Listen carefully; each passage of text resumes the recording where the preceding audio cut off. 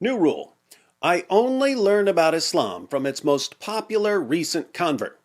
Islam's most popular recent convert is Andrew Tate, aka the Tater.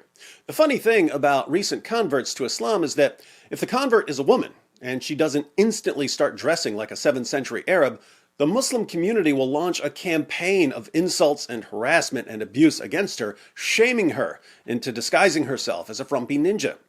But if the convert is a man, he can carry on as if nothing has changed, especially if he's famous. He can walk around shirtless, he can drink alcohol, he can eat whatever he wants, sleep with whomever he wants. The Muslim community won't care because he's a man and famous. This leads me to think that Islam may have a disturbingly low view of women, but I can't be sure about that because for the past 2 decades, westernized Muslims have been telling me that Muhammad was the greatest feminist who ever lived. I'm so confused. I guess I'll have to ask Andrew Tate about this one. Sheikh Tater, how does Islam treat women? Let's look at the Muslim world, right? People have their faces covered. A lot of the women have their faces covered. You know what happens when you cover someone's face?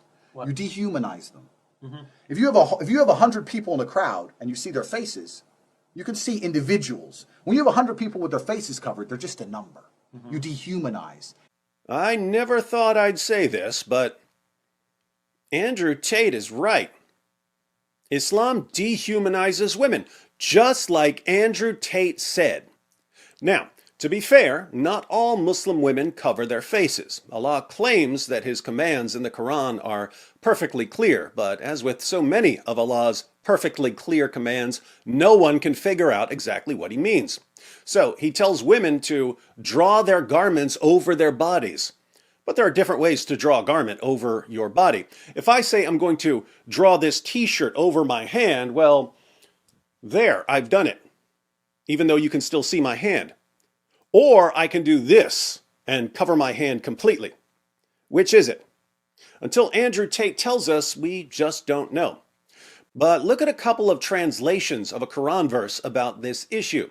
The Yusuf Ali translation of Surah 33, verse 59 reads, O Prophet, tell thy wives and daughters and the believing women that they should cast their outer garments over their persons when abroad. That is most convenient, that they should be known as such and not molested. And Allah is oft forgiving, most merciful. So, tell them to cast their outer garments over their persons. That could be a hijab, a niqab, a burqa, whatever. Notice that they cast their garments over their persons so that they won't be molested. I guess Aisha wasn't covered when she was a little girl because she definitely got molested by Muhammad. Now let's read the Hilali Khan translation where they add some commentary to favor a particular interpretation. O Prophet, tell your wives and your daughters and the women of the believers to draw their cloaks, veils, all over their bodies, i.e. screen themselves completely except the eyes or one eye to see the way.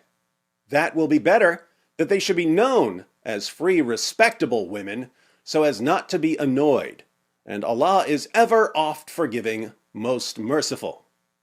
So, according to one of the most popular Quran translations ever, women have to cover their faces, except for an eye, or if they're lucky enough to be in a super moderate Muslim country, both eyes. But if this translation is correct, then Islam dehumanizes women by forcing them to cover their faces. And this isn't some view that David Wood came up with. This is the view of the new poster boy for Islam, Andrew Tate. Now, since the Tater knew that Islam dehumanizes women, he said it himself, and since he knowingly converted to a religion that dehumanizes women, we can only conclude that Andrew Tate wants women to be dehumanized.